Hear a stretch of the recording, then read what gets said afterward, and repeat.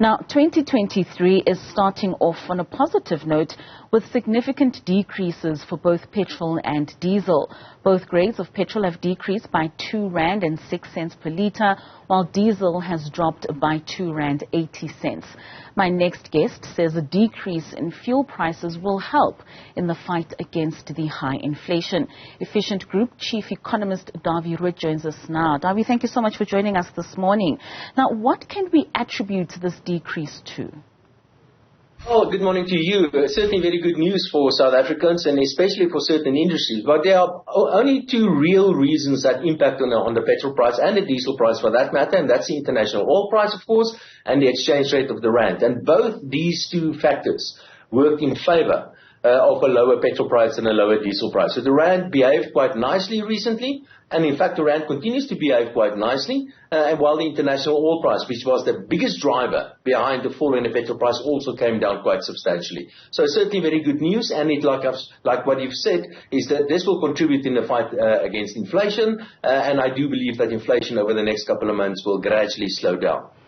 So with the rand behaving quite well, are we likely to see this downward trend further on into the year?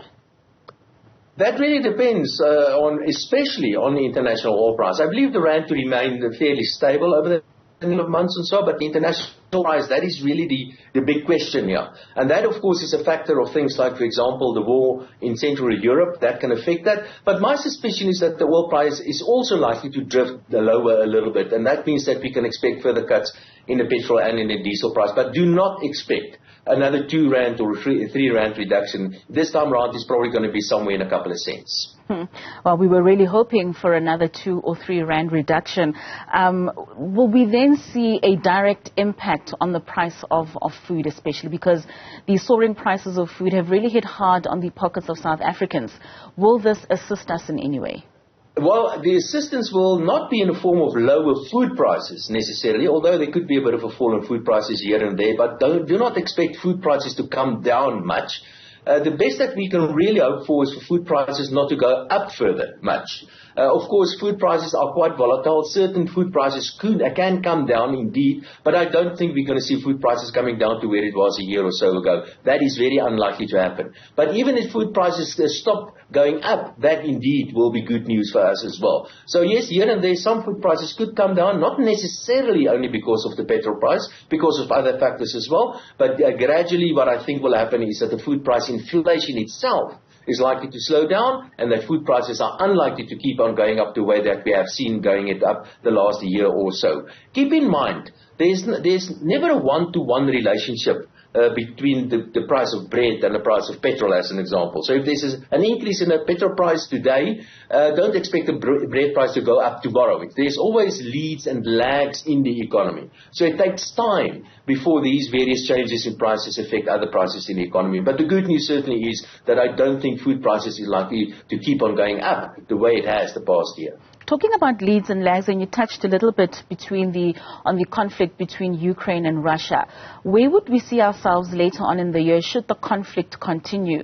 Will that have a significant impact on our fuel prices?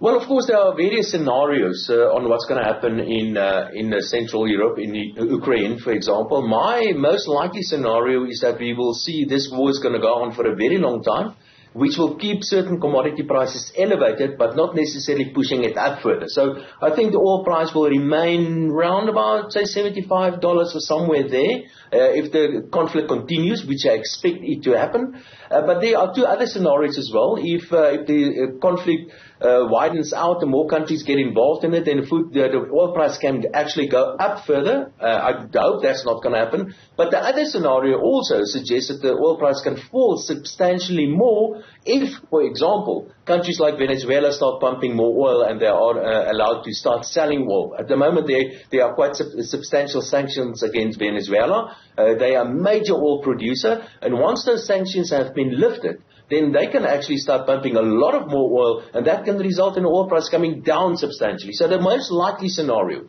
is for the oil price to remain more or less where it is, but I can think of two scenarios where the oil price can either go up or come down quite a lot as well. Now, Dawie, exactly a year ago, a litre of 95 unleaded was 18 rands and 89 cents. approximately R1.89 less than where we currently are. Could we find ourselves at maybe January 2022 prices in any time during this year?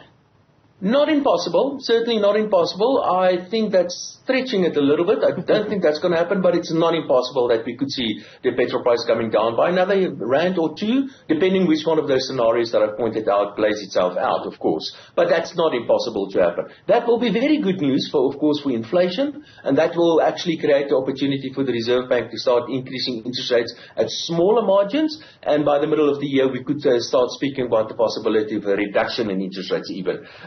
But for now, I think it's perhaps stretching a little bit to talk about another R1.50 reduction in the petrol price. I guess. So lastly, Dawie, what advice would you have for South Africans to ensure that they maximize on this decrease? My advice always is just to do the simple things. Make sure you know what's going on in your finances. Make sure you have a proper list of all of your expenses and of your income. Make sure you've got a budget. Try to stick with your budget. So the most important thing is know what's going on and try to plan for the unforeseen expenses as well. So don't plan for a fall in the petrol price. Actually plan for an increase in the petrol price and perhaps start saving for the holiday at the end of this year. Start saving now. Start saving now. Thank you so much, Dawie. That's Dawie Roodt, the Efficient Group Chief Economist, telling us there to start saving when it comes to this decrease that we've just experienced with regards to the fuel reduction.